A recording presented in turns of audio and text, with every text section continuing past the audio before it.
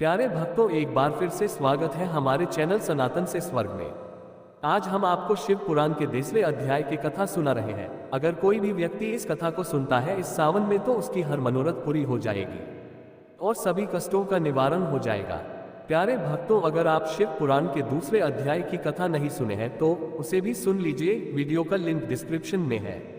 प्यारे भक्तों, वीडियो शुरू करने से पहले अगर आप हमारे चैनल में पहली बार प्रवेश किए हैं तो चैनल को सब्सक्राइब कर वीडियो को लाइक कर दीजिए और हमारे परिवार का सदस्य बने। प्यारे भक्तों, वीडियो शुरू करते हैं। शिव पुराण तीसरा अध्याय, चक्षुला का पाप से भय एवं संसार से वैराग्य। शिव पुराण तीसरा अध्याय। शौनक जी ने कहा कि सूत जी, आप महाज्ञानी हैं। आपकी बताई हुई इस कथा को सुनकर मैं अत्यंत आनंदित हो गया। कृपा करके आप हमें ऐसी अन्य कथाएं भी सुनाएं। सूत जी ने कहा कि शौनक, तुम शिव भक्तों में अत्यंत श्रेष्ठ हो, अतः मैं तुम्हें गोपनीय कथा वस्तु का भी ज्ञान देता हूँ। एक समय में समुद्र के निकट के प्रदेश में एक वाशकल नाम का ग्राम्य था। वहां पर महापापी द्विज रहते थे जिनको वैदिक धर्म का ज्ञान नहीं था। वहां पर रहने वाले सारे लोग अत्यंत दुष्ट थे। उनको कोई भी धर्म की वस्तुओं पर विश्वास नहीं था। वो लोग न तो देवताओं पर भरोसा करते न तो भाग्य पर। ऐसी कुटिल वृत्ति वाले लोगों का मन हमेशा दूषित विषयों में ही लगा रहता था। वे लोग अपने पास अत्यंत भयानक अस्त्र शस्त्र रखते थे। इन लोगों को ज्ञान, वैराग्य और सधर्म का कोई भी ज्ञान नहीं था। वहां पर द्विज के साथ अन्य जाति के लोग भी उनकी तरह ही थे। उस प्रदेश की स्त्रियों का भी अत्यंत कुटिल स्वभाव था। वे लोग स्वेच्छाचारिणी, पापी, कुत्सित विचारों वाली और व्यभिचारिणी थी। उनको सद्व्यवहार एवं सदाचार के विषय में कोई भी ज्ञान नहीं था। पूरा ग्राम्य दुष्टों से ही भरा था। एक समय पर इस वाशकल नाम के गांव में बिंदु नाम का ब्राह्मण निवास करता था। वह अधर्मी, दुरात्म, महापापी था। उसकी पत्नी का नाम चक्षुला था। वह अत्यंत सुंदरी थी। वह हमेशा उत्तम धर्म का पालन करती थी। फिर भी उसकी पत्नी को छोड़ वह ब्राह्मण वैश्यगामी हो गया था। ऐसे ही उसके बहुत वर्ष निकल गए। उसकी स्त्री चक्षुला काम से पीड़ित थी, किंतु उसने अपना धर्म कभी नहीं छोड़ा। वह दीर्घकालीन समय तक धर्म का पालन करती रही, परंतु अंत में ऐसे दुष्ट पति के साथ रहकर वह भी उसके प्रभाव से दुष्ट बन गई। ऐसे ही उन दो पति पत्नी का अधिकतर समय दुराचार में ही निकल गया। उसके बाद एक दिन वह दूषित बुद्धि वाले ब्राह्मण की मृत्यु हुई और वह नरक में जा पहुंचा। उसने बहुत समय तक नरक में दुख भोगे।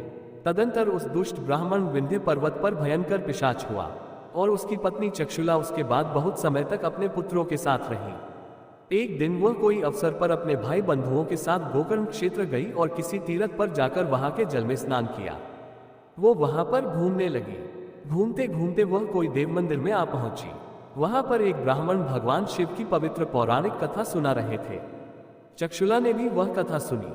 ब्राह्मण कथा सुनाते समय कह रहे थे, जो स्त्रियां पर पुरुषों के साथ व्यभिचार करती है वह जब मृत्यु को प्राप्त होती है तो यमलोक में दूत उनकी योनि में जल हुए लोहे का परिघ डालते हैं। ऐसा सुनकर चक्षुला भयभीत हो गई और कांपने लगी। कथा समाप्त होने के बाद सब लोग वहां से चले गए। तब चक्षुला ने उस कथा सुनाने वाले ब्राह्मण से पूछा, है ब्राह्मण, मुझे धर्म का ज्ञान नहीं है, अतः मेरे से दुराचार हो गया। आज इस कथा को सुनने के बाद मुझे बहुत डर लग रहा है। मैं ये सुनकर भय से कांप रही हूँ। इस संसार से मुझे वैराग्य हो गया है। मेरे जैसी पापी को धिक्कार है। मैं कुत्सित विषयों में फंसकर अपने धर्म से भ्रष्ट हो चुकी हूँ।